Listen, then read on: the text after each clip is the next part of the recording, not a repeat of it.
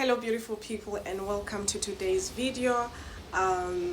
It's such a special day for me because this is something I don't usually talk about, and it happens to be a really windy day where I'm at. So I'm going to try and speak as loud as possible so that you can still hear me. Before we get into what this video is about, I do want to remind you that on the 4th of November I am preparing with everything I've got, a wonderful, beautiful online retreat that is called Sexuality Beyond Sex. If you're the kind of person that's a creative, or even if you're not a creative, you're exploring what healthy sexuality looks like. You're exploring what a full bodied sexuality feels like without any of the influence from the outside that comes from you, and the one that lasts, whether you're single or you're paired up, the one that is, whether you're celibate or you're active, something that is built in within your personality. If you want to know more about that, please come to the online retreat.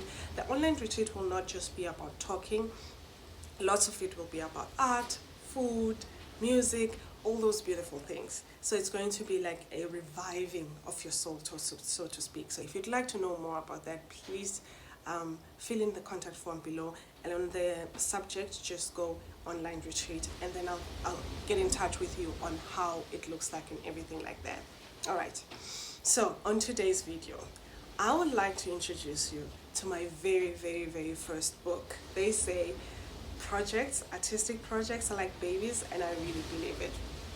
So this is my book, and I have not really marketed as much as it deserved to be marketed, and I think the reason why I didn't market it as much as it deserved to be marketed had to do with the fact that just writing, because I had been talking about writing for so long, just writing felt like an achievement. It felt like, okay, we are done. This is what I wanted to do. I wanted to write a book, and I've written it, and I can relax now. So I did a little bit of offline marketing during my travels, but I really didn't do much online. I didn't do any podcasts, any of that.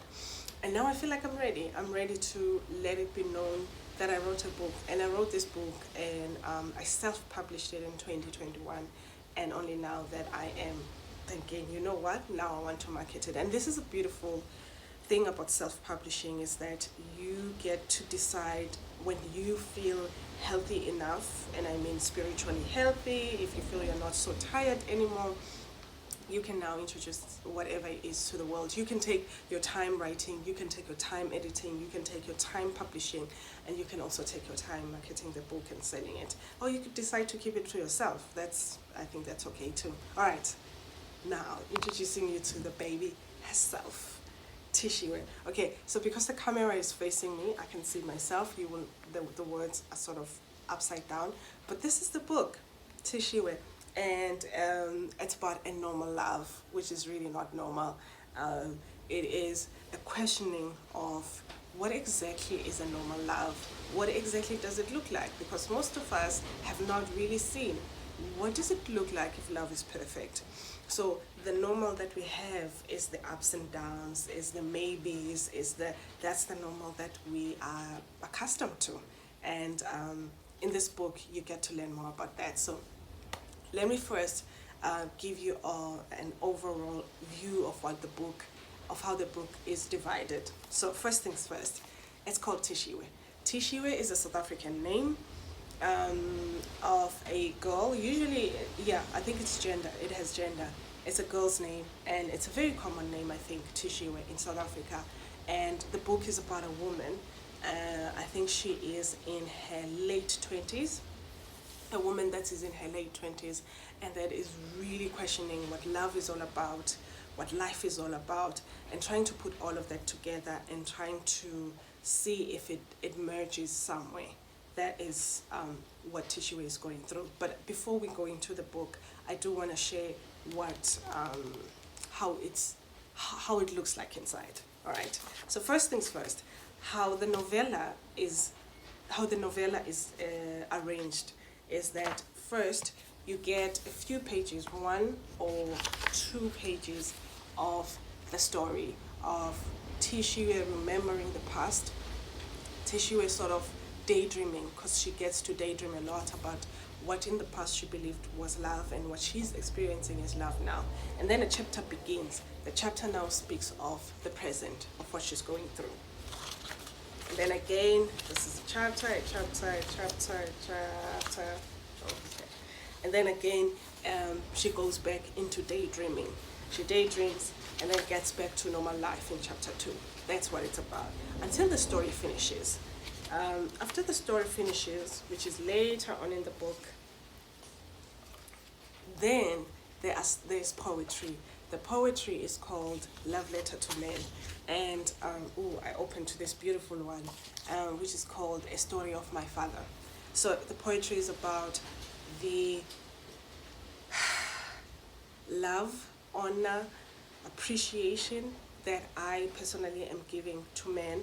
And I wrote this book around the time of the Me Too movement, around the time of hashtag men are trash, and definitely some men are trash, and definitely some men are all over the place. But when I wrote this, I wanted to honor the men that I know to be good, my dad, my brothers.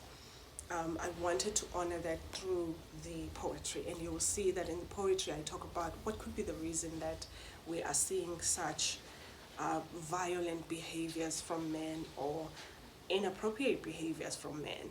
And that was the look.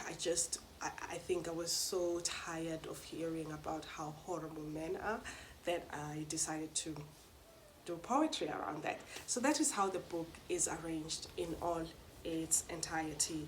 And I think I like the poetry more than anything else. I still go through this poetry for myself because I think it's so healing and it's so beautiful. It's a book I come to all the time, even myself.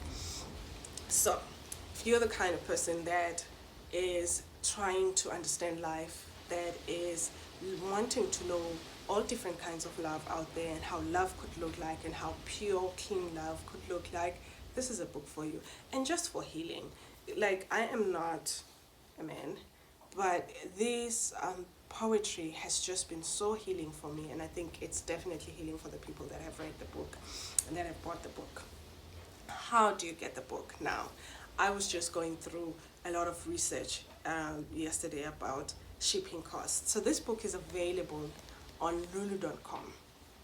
If you want to get it on a hard copy, please contact me on the contact form below, and we can look at cheaper ways, because it can get up to $60 to get it delivered. I don't know which country you are in, but for me, it can get up to $60 just to get it delivered on time.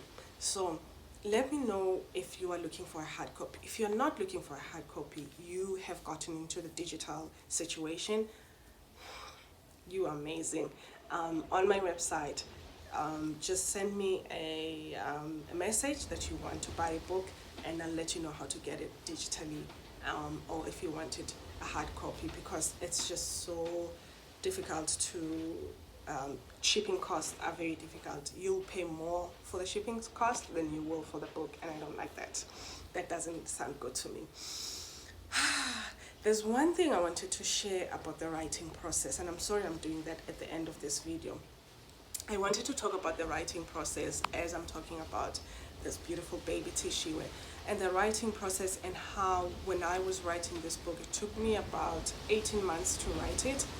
And one of the things that I did and that were helpful if you are someone that is an aspiring writer or you're already writing, and let me know if this has ever worked for you, was I got a therapist. I had a therapist. I wasn't going through any mental health issues at that moment, but I decided I want to talk to a therapist because it was a lot facing my own views about love. And I had just gone through a divorce at that time, and I was just going through so many feelings of what love is all about, and I didn't want them to affect my writing. I wanted my writing to be separate from that experience. So I met with a therapist. I'll go to a therapist every single week, and it was so refreshing because it was like, okay, I'm handling these characters and handling how they become without me influencing how they become. And I have this person that really the therapist will just chill there and say nothing, but I have a place where I can just throw my emotions and leave them in the room and go, and it felt like it was fixed. And I think it's something that I suggest to everybody to if you are going through, or if you are taking on a huge project, artistic project, that you get a little bit of help, whether it's counseling, therapy, a life coach like myself, any of those things. I think it's so important so that you can focus more on what you are doing. So if you would like to buy the book, let me know. And also come to the Discord group. That's where I share most of my artistic tips and happiness tips on a Discord group. It's 100% free. If you'd like that, please write to me and let me know. How did I do in introducing this beautiful book? Let me know. And it's not the last time I talk about it. We'll still have more chats on this book. Have a lovely day. It is so beautiful to be here. I'll see you tomorrow.